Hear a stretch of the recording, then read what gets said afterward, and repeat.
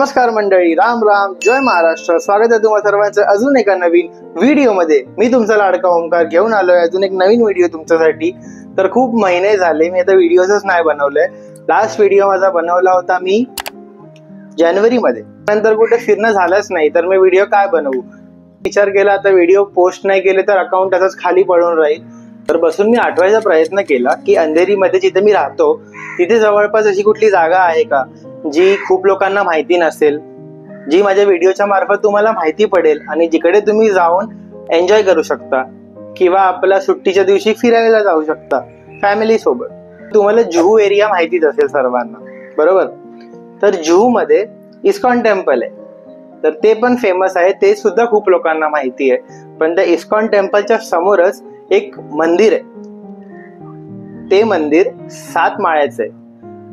त्याबद्दल खूप लोकांना माहिती नसेल, कारण लोक काय करतात, तिकडे जातात, खाली फक्त पाया पडतात, जो मुख्य गाभारा आहे त्यामध्ये जाऊन पाया पडतात लोक आणि तसेच रिटर्न बाहेर येतात.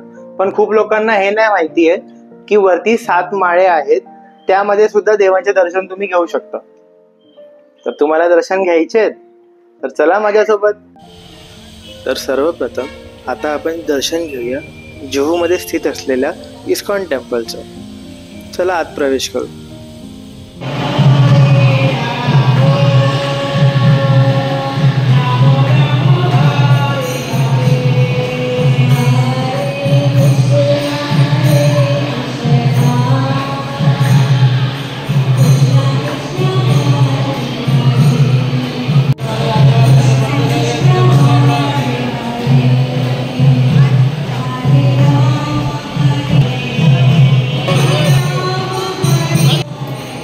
मंदिरात आल्यावर नेहमी मनाला एक शांती भेटते. नेहमीच भजन कीर्तन चालू असल्याने इथे मन प्रसन्न होतं. इस्कॉन टेम्पलमधून बाहेर पडताच तुम्हाला इथे समोरच बोर्ड दिसेल, श्री मुक्तेश्वर देवालय.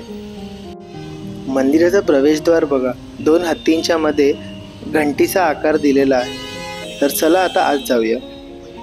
आत प्रवेश केल्यावर डाव्या साईडला चप्पल ठेवण्यासाठी स्टँड आहेत.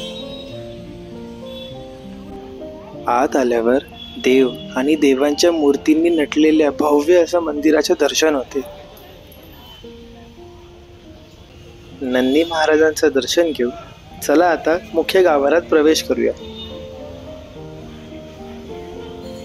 आत प्रवेश करताच भिंतीवर उजव्या बाजूला छान अशी विष्णुलोकाची प्रतिकृती साकारलेली आहे, ज्यामध्ये आपलं छान असं विष्णुलोकांचं दर्शन होतं. मुख्य गाभाऱ्यात अजून बरेच देवांचे दर्शन होईल आपल्याला. विघ्नहर्ता गणपती, श्री गुरुदेव दत्त, देवांचे देव महादेव, देव विष्णू आणि त्यांसोबत माता लक्ष्मी, श्री राम, लक्ष्मण आणि सीता आणि देव हनुमान. तर सर्व देवांचं दर्शन झाल्यावर डाव्या बाजूने बाहेर यायचं आणि स्ट्रेट चालत जायचं. 7व्या मजल्यावर जाण्यासाठी तुम्हाला इथून लिफ्ट भेटेल, ज्यासाठी प्रत्येकी 10 रुपये शुल्क घेतात. 7व्या मजल्यावर आल्यावर आपल्याला दर्शन होते भोलेनाथ आणि त्यांच्या सहपरिवाराचे. माता पार्वती, गणपती बाप्पा, कार्तिकेय आणि त्याचसोबत नारद मुनी यांचे दर्शन होते. इथे फक्त एवढंच नाही, आता डाव्या साईडला आपण वळलो तर अजूनही काही दिसेल तुम्हाला. तर इथे जे आपल्या भारतामध्ये 12 ज्योतिर्लिंग आहेत, तुम्ही त्यांचे सुद्धा दर्शन एकाच जागेवर करू शकता. सर्व ज्योतिर्लिंगाची प्रतिकृती इथे साकारलेली आहे.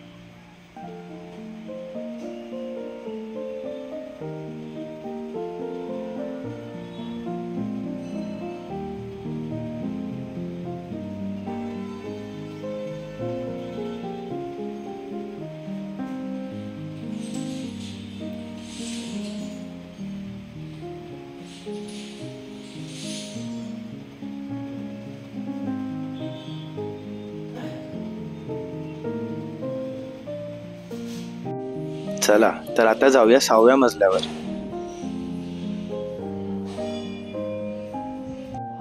इथे तुम्हाला दर्शन होईल शिर्डीच्या साईबाबांचे. आणि डावीकडे वळाला तर इथे दर्शन होतील गजानन महाराज आणि स्वामी समर्थ महाराजांचे, श्री स्वामी समर्थ. याचबरोबर इथे तुम्हाला नवनाथांचे सुद्धा दर्शन होतील.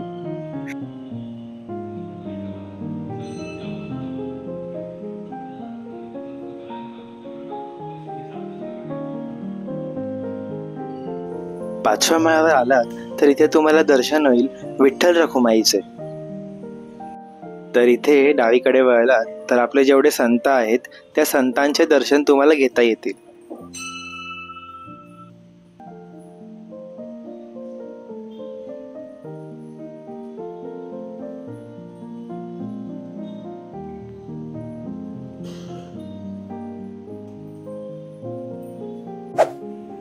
चौथ्या मजल्यावर तुम्हाला होईल सर्व देवींचे दर्शन। तर इथे तुम्हाला दर्शन होईल दुर्गा मातांच्या 9 रूपांचे।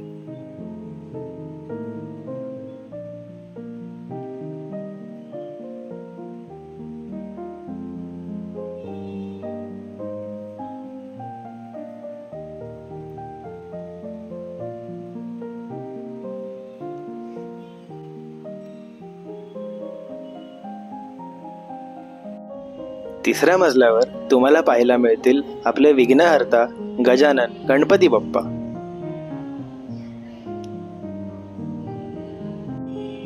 छान अशी दशमुखी मूर्ती तुम्हाला पाहायला मिळेल। डावीकडे वळालात तर इथे तुम्हाला अष्टविनायकांचे 8 गणपतींचे मूर्त्यांचे दर्शन होईल।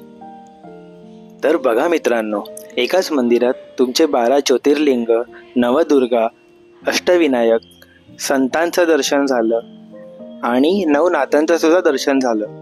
ह्याआधी तुम्ही कुठे असं मंदिर पाहिलं आहात का जिथे एकाच छताखाली तुम्हाला एवढ्या विविध देवांचे दर्शन घेता येईल?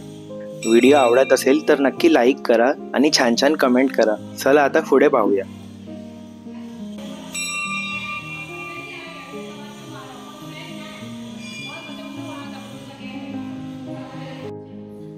तर हा पहिला माळा, जिथे तुम्हाला अशा मूर्त्या पाहायला मिळतील। तर तुम्ही विचाराल की दुसरा माळा कुठे गेला, डायरेक्ट पहिल्या माळावर आलास तिसऱ्यावरून? तर त्याचं रिनोव्हेशनचं काम चालू होतं। त्यावर विष्णू देवांचे दशावतारांचं रूप होतं, पण रिनोव्हेशनचं काम चालू असल्यामुळे तो माळा बंद आहे। तर आपलं दर्शन झालेलं आहे आणि परत आपण खाली आलेलो आहोत आता। तर बघू शकता छान मंदिर परिसरात बसायला सुद्धा तुम्हाला जागा आहे।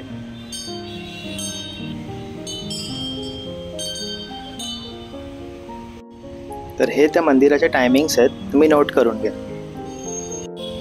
मंदिराच्या उजव्या बाजूने एक स्ट्रेट रोड गेलाय, तो रोड पकडून जर चालत गेलात तर तुम्ही डायरेक्ट जुहू बीचवर पोहोचाल।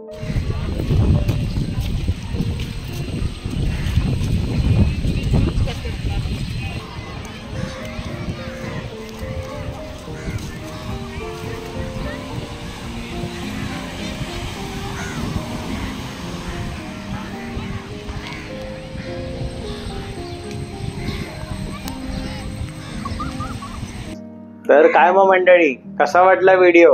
आवडला ना? तर जुहूला येण्यासाठी जर तुम्ही अंधेरी स्टेशनवरून येतात तर डायरेक्ट ऑटो सुद्धा करू शकता आणि 203 नंबर बस आहे मला वाटतं। तर ती बस पकडून पण तुम्ही जुहूला उतरू शकता। तुमच्या एक वीकेंडची सोय केली आहे मी सेट। आधी यायचं जुहूला, इस्कॉन टेम्पल मध्ये दर्शन घ्यायचे, मग मुक्तेश्वर मंदिर मध्ये दर्शन घ्यायचं, त्यानंतर मस्त जुहू बीचवर जायचं, फॅमिली सोबत एन्जॉय करून क्वालिटी टाइम स्पेंड करायचा। तर आजचा व्हिडिओ तुम्हाला आवडला असेल तर नक्की लाईक करा व्हिडिओ, छान छान कमेंट करा व्हिडिओमध्ये आणि शेअर करायला विसरू नका। आपल्या सर्व मित्रांना पाठवा आणि त्यांना पण सांगा सबस्क्राईब करा माझ्या चॅनलला। तर चला बाय बाय, भेटू आता नेक्स्ट व्हिडिओमध्ये।